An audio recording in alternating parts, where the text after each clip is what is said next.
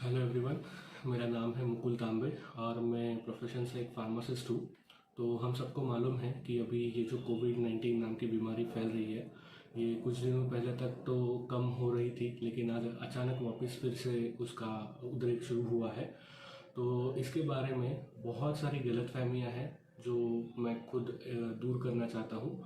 तो आप सबको मालूम है कि इसके बारे में काफ़ी सारी इन्फॉर्मेशन जो है ये सोशल मीडिया पे या फिर गवर्नमेंट की तरफ से दी जाती है, लेकिन बहुत बार होता ये है कि ये सारी जानकारी जो है ये स्पेसिफिक मेडिकल टर्मिनोलॉजीज में होती है, जिसकी वजह से आम लोगों को या फिर जो नॉन मेडिकल लोग हैं उनको वो उतनी अच्छे से समझ में नहीं आती है।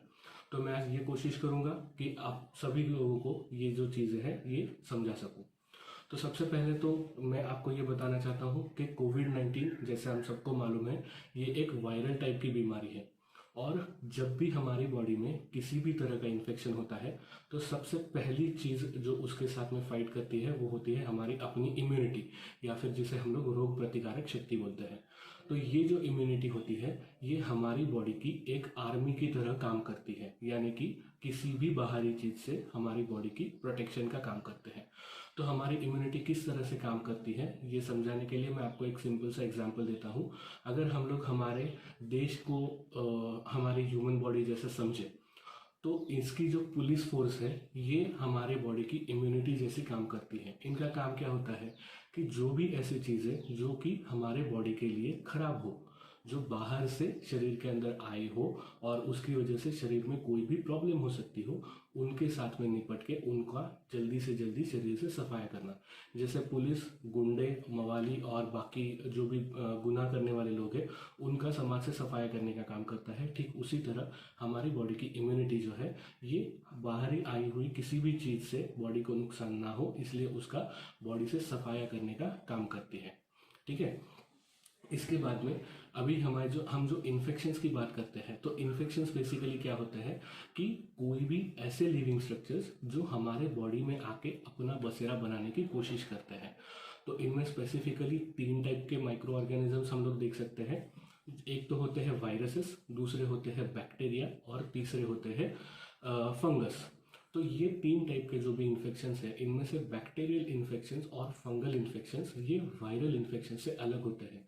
इनमें अलग ये होता है कि बैक्टीरिया और फंगस जो होते हैं ये बेसिकली जो होते हैं इनके अपने खुद के सेल्स होते हैं, और वो सेल्स हमारे बॉडी के अंदर जाने के बाद में ग्रो करना शुरू करते हैं। तो जब भी हम लोग ट्रीटमेंट के बारे में या फिर इम्यूनिटी के बारे में बात करते हैं, तो होता ये है कि इन सेल्स को हम लोग डायरेक्टली टारगेट कर सकते हैं और उन सेल्स को किल कर सकते हैं, जिसकी वजह से उनका इन्फेक्शन जो है बॉडी में से हम लोग धीरे धीरे कम करके पूरा उसको क्लियर कर सकते हैं। लेकिन वायरल इन्फेक्शन जो होते हैं ये किसी भी आम आदमी की मेंटल बीमारी जैसी होती है। मतलब क्या, ये अपने आप में कोई अलग पहचान नहीं रखते। इनके अंदर की जो वायरल पावर्स होती है या फिर जिसको हम लोग विरुलेंस बोलते हैं, ये इनके डीएनए या फिर आरएनए में छुपी होती है। और ये जो डीएनए आरएनए होते हैं वायरस के, ये हमारे बॉडी के ही हेल्दी सेल्स के अंदर इन्फेक्ट करके उनको खराब करने का काम करती है। तो इनकी ट्रीटमेंट करना थोड़ा मुश्किल बन जाता है, क्योंकि जब हम लोग टारगेट करने की बात करते हैं तो टारगेट करें तो किसे करें, जिनको करें वो हमारे ही बॉडी के सेल्स हैं।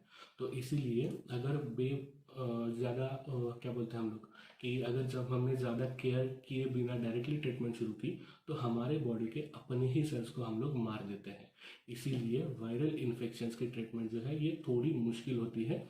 ये हमें पहली बात तो समझ में आ जानी चाहिए। दूसरी बात, आजकल जो कोविड का वैक्सीनेशन शुरू हुआ है, तो ये वैक्सीनेशन के बारे में काफ़ी ज़्यादा गलतफहमियां हैं। अगर वैसे देखा जाए तो पिछले एक साल से इस बीमारी ने क्या तबाही मचा के रखी है ये हर एक को मालूम है। इतना होने के बावजूद भी लोग आज वैक्सीन लेने के लिए डर रहे हैं, क्योंकि उसके बारे में जो भी गलत सलत बातें फैलाई जा रही है वो उनके लोगों के मन में डर पैदा करने का काम करती है। तो सबसे पहले तो मैं आपको एक डिफरेंस बताना चाहता हूँ कि वैक्सीन यानी कि टीकाकरण जो है ये कोई ट्रीटमेंट नहीं है।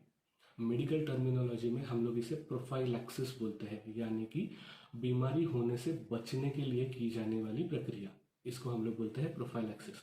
मतलब यूजुअली कैसे होता है कि अगर हमारे बॉडी में कोई भी तरह का इन्फेक्शन आ जाता है, तो उस कंडीशन में हमारे बॉडी की जो भी इम्यूनिटी सिस्टम है वो स्पेसिफिक टाइप के सेल्स पैदा करती है जो जाके उस पर्टिकुलर इन्फेक्शन से निपट के उसको मार गिराता है। लेकिन कई कई बीमारियां ऐसी होती है जैसे कि वायरल इन्फेक्शंस, मैंने आपको अभी बताया कि वो हमारे ही हेल्दी सेल्स को इन्फेक्ट कर देता है। तो ऐसे सिचुएशन में बॉडी की इम्यून सिस्टम उतने सुपर फास्ट तरीके से रिएक्ट नहीं कर पाती है जितना वो बैक्टीरियल या फिर फंगल इन्फेक्शंस के बारे में रिएक्ट करती है। तो इसीलिए हम लोग क्या करते हैं, जब हमें ये पता है कि इम्यूनिटी सिस्टम अपने आप से कोई इफेक्ट दिखाने में नाकाम हो रही है जिसकी वजह से ये बीमारी बहुत ज़्यादा मायने में स्प्रेड हो रही है, तो इसलिए हम लोग जब वैक्सीन देते हैं इसका मतलब है कि हम लोग हमारी बॉडी को एक ट्रेनिंग देते हैं। ट्रेनिंग यानी कि क्या, हम लोग उस वायरल डीएनए या फिर आरएनए जैसा ही एक वायरल डीएनए आरएनए हमारे बॉडी में इतने कम मात्रा में छोड़ते हैं कि उसकी वजह से बॉडी में कोई भी इन्फेक्शन ना हो। लेकिन हमारे बॉडी को ये चीज़ पता होनी चाहिए कि अगर ऐसे टाइप के कोई डीएनए आरएनए हमारे बॉडी में आ जाए तो उनके खिलाफ हमें किस तरह से रिएक्शन देनी है। अभी दूसरी एक इम्पॉर्टेंट चीज़ कि वैक्सीनेशन और ट्रीटमेंट, इसमें फ़र्क ये है कि वैक्सीन जो है ये हम लोग बीमारी ना हो इसलिए देते हैं, और ट्रीटमेंट जो है ये हम लोग बीमारी को क्योर करने के लिए देते हैं। तो सबसे पहली चीज़ तो ये है कि वैक्सीनेशन कोई जादू की छड़ी नहीं है कि आज मैंने टीका लगाया और मैं अमर हो गया या फिर मुझे ज़िंदगी में कभी भी कोविड हो नहीं सकता। तो ऐसी चीज़ बिल्कुल भी नहीं है, ठीक है। और दूसरी इम्पॉर्टेंट ये चीज़ कि अभी वैक्सीनेशन होने के बाद में काफ़ी सारे लोगों में कुछ कुछ सिम्टम्स देखने मिल रहे हैं, और वो भी एक वजह है कि लोग वैक्सीनेशन लेने से डर रहे हैं। सो मैं आपको ये बताना चाहता हूँ कि जब भी हम लोग वैक्सीन ले रहे हैं तो हम लोग एक वायरस को हमारे बॉडी में डाल रहे हैं, राइट।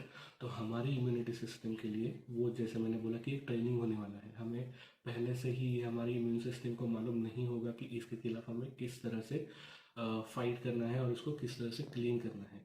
तो एक थोड़ा समय तो बिल्कुल लगेगा आपके बॉडी को ये समझने के लिए कि वो वायरस कौन से टाइप का है, उसको किस तरह से फाइट करना है और उसको किस तरह से किल करके बॉडी से निकाल देना है, राइट। तो जो भी सिम्टम्स हमारे बॉडी में हमें दिखते हैं ये बहुत कॉमन सिम्टम्स हैं। एक तो आपको थोड़ा सा बुखार आएगा, दूसरा ये होगा कि जो साइट ऑफ इंजेक्शन है जहाँ पे हम लोग इंजेक्शन ले रहे हैं वहाँ पे पेन होगा। तीसरी चीज़ ये होती है कि पूरे बॉडी में बॉडी पेन जो बोलते हैं हम लोग, बदन दर्द होगा।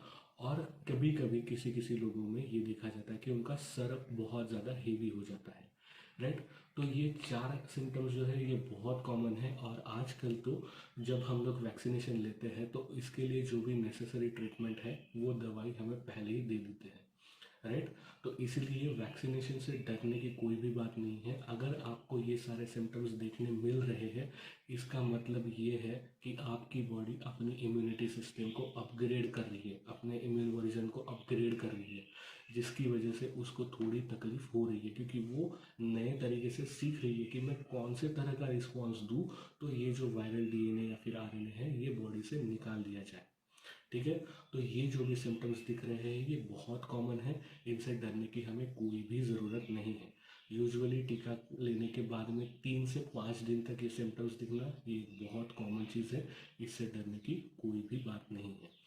दूसरी बात ये आती है कि हमें कुछ दिनों बाद, यानी कि लगभग 28 दिन से 1.5 महीने के बीच में हमें दूसरा बूस्टर डोज देने की ज़रूरत है। ऐसा क्यों है? वैक्सीनेशन हमने बचपन में काफ़ी सारे लिए हैं, तो उसमें तो कभी हमें ये टर्मिनोलॉजी मालूम नहीं थी कि बूस्टर डोज क्यों लेना है। लेकिन मैं आपको एक बताना चाहता हूँ कि पोलियो का डोज आप सबको मालूम होगा, जो कि एक ओरल वैक्सीन है, हम लोग मुंह से उसको लेते हैं, राइट। तो उसको हमें मालूम है कि 5 साल तक हमें रिपीटेड बेसिस पे लेना होता है। क्यों? क्योंकि बहुत बार होता क्या है कि ये जो हम लोग इनिशियल ट्रेनिंग देते हैं इसके बाद में इम्यूनिटी 100% डेवलप नहीं हो पाती है, राइट। जैसे अगर आपको कोई इसके एग्जाम्पल से समझने की कोशिश हम लोग करें तो देखो, आपके घर में शैतान बच्चे रहते हैं, राइट। अगर वो कोई भी गलत काम करते हैं तो उसको, उस गलत काम को पकड़ने के बाद में हम लोग उनको बहुत ज़्यादा डांटते हैं, राइट। तो कभी ऐसा होता है क्या कि हमने एक बार डांटा और वो बच्चा एकदम में अचानक से सुधर गया? नहीं। वो अगली बार जब भी वो गलत काम करने जाएगा तो पहले थोड़ी बार तो सोचेगा कि पिछली बार मुझे डांट मिली थी तो मुझे नहीं करना चाहिए।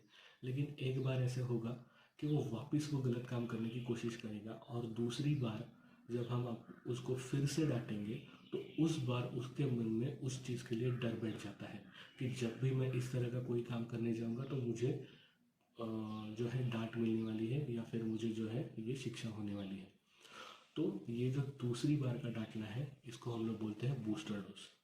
मतलब क्या कि जैसे हमने पहली बारी टीका लिया, तो पहली बारी में हो सकता है कि बॉडी में अगर आपके पहले से कोई भी इन्फेक्शन हो, जैसे नॉर्मल फ्लू या फिर खांसी सर्दी जुकाम ये हो, तो उसमें तो हमारी इम्यून सिस्टम जो है वो एक्टिव थी ही पहले से ही, तो उसमें ही उसने इस वायरस को भी क्लियर आउट कर दिया। लेकिन इसका मतलब ये नहीं है कि इसके लिए हमारी बॉडी में 100% इम्यूनिटी डेवलप हो गई। तो उसका ट्रेनिंग कंप्लीट हुआ है कि नहीं, हमारी बॉडी का जो इम्यून सिस्टम का ट्रेनिंग है वो कंप्लीट हुआ है कि नहीं, ये चेक करने के लिए हम लोग दूसरा टीका लगाते हैं। तो दूसरा टीका लगाने के बाद में बॉडी फिर से एक बार जो है अच्छे से उस वायरस को क्लीन करने के लिए अपने आप को तैयार करती है। तो इस तरह से जब ये 2 डोज हम लोग ले लेंगे, उसके बाद में हम ये बोल सकते हैं कि हमारी बॉडी में इम्यूनिटी जो है ये बहुत अच्छी तरह से डेवलप हो चुकी है। ठीक है। तो इसलिए हमें करना क्या क्या है, तो सबसे पहली बात तो बिना कोई हिचकिचाहट के, बिना कोई झिझक के साथ में हमें सबसे पहले तो हमारा जो पहला टीकाकरण है वो कर लेना है। हमें ये चीज़ मालूम होनी चाहिए कि हमें इसके बाद में बुखार आना, सर दर्द होना, बदन दर्द होना, ये सारे सिम्टम्स देखने मिलने वाले हैं। वो 3 से 5 दिन तक दिखना बहुत नॉर्मल चीज़ है। अगर आपके बॉडी में ये सिम्टम्स दिखते हैं तो डरना नहीं है, उल्टा खुश होना है, क्योंकि आपकी बॉडी की इम्यून सिस्टम अपग्रेड हो रही है, आप अच्छे से इम्यूनाइज हो रहे हो।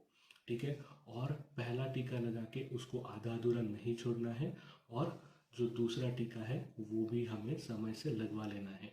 और पहले और दूसरे टीकाकरण के बीच में हमें कोई भी ऐसा काम नहीं करना है कि जो कोशिशें हम लोग इम्यून सिस्टम बढ़ाने के लिए कर रहे हैं उन पे पानी फिर जाए। इसका मतलब जो भी हमें प्रिकॉशंस लेनी है, ये प्रिकॉशंस तो हमें लेनी ही है। बार बार हमारे हाथ साबुन से धोने हैं, लोगों से सोशल डिस्टेंसिंग बनाए रखना है, और अपने आप का ख्याल जो है हमें रखना है। ठीक है।